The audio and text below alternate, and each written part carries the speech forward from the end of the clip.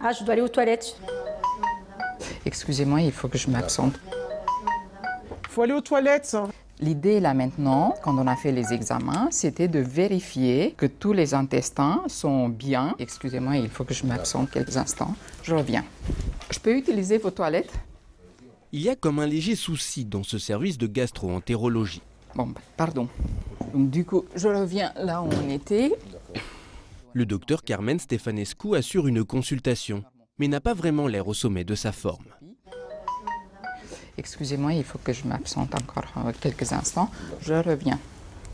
J'ai reçu une autre notification en me disant que j'ai très mal au ventre et mal à la tête. Donc je devrais sortir, arrêter ce que je suis en train de faire et me coller contre un mur, prendre ma tête entre les mains et attendre 3 minutes pour me reposer et pour pouvoir continuer mon activité.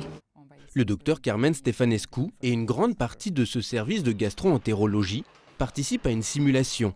Pendant 36 heures, ils se mettent dans la peau de leurs patients atteints de MICI, les maladies inflammatoires chroniques de l'intestin.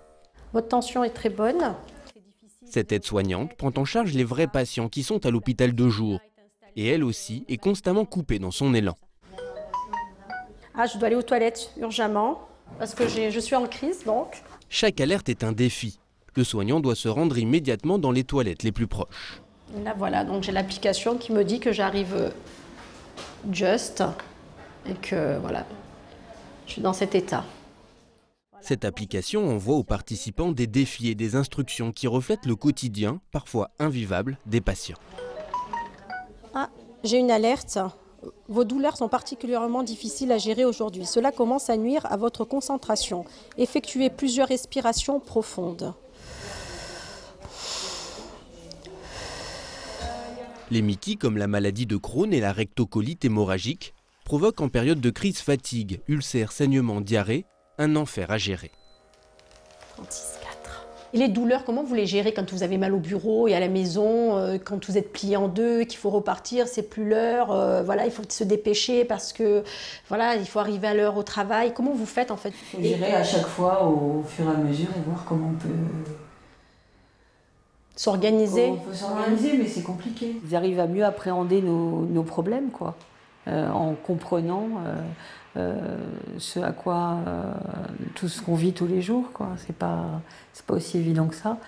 Cette immersion dans le quotidien de leurs patients apporte aux soignants un autre regard sur ces maladies chroniques très taboues. Ils vivent ce que les malades n'osent pas dire. Et pour la préparation de ton petit, comment t'as fait le fait que tu sois un quart d'heure dans les toilettes, ça a été... Pareil, en fait, il pleurait à ce moment-là, mais du coup, je l'ai laissé pleurer un peu, en me disant, en fait, en me mettant dans la peau de quelqu'un qui a cette maladie et qui est obligé de rester sur les toilettes. Et Carole, toi, au niveau de ta fille, pour la préparation le matin? Tu te sens du coup inefficace dans ton foyer et vraiment, tu passes pas de temps avec tes enfants, c'est frustrant, c'est super frustrant, je trouve. Pour moi, hier soir, ce qui m'a choquée, c'est de mettre cette à l'aise dans mon lit, dans mon lieu où je vis l'intimité avec mon mari. Quand je l'ai sorti, il a fait des grands yeux et je me suis dit, voilà. Et c'est là où on comprend qu'il y a des patients aussi qui perdent quand même aussi leur couple dans cette histoire, quoi. Éric Balèze supervise cette immersion. 35 ans qu'il souffre d'une rectocolite hémorragique.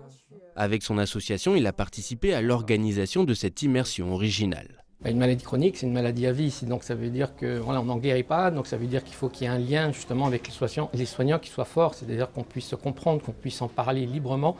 Et là, il faut avoir donc toute l'attention en fait, des soignants qui vont être en face de nous. Ça va peut-être permettre aussi aux médecins d'aller un peu plus en profondeur, c'est-à-dire aller poser d'autres questions que la maladie, les traitements. C'est-à-dire, oui, vous êtes fatigué, est-ce que vous assumez votre travail, est-ce que vous avez besoin de rencontrer une assistante sociale parce qu'effectivement, je suis fatigué. Enfin, il y a plein de choses comme ça qu'on peut en fait donner aux malades. L'objectif de cette opération Vie ma vie de MICI est donc d'apporter plus d'empathie dans le parcours de soins des patients. En France, près de 200 000 personnes souffrent de ces maladies chroniques de l'intestin.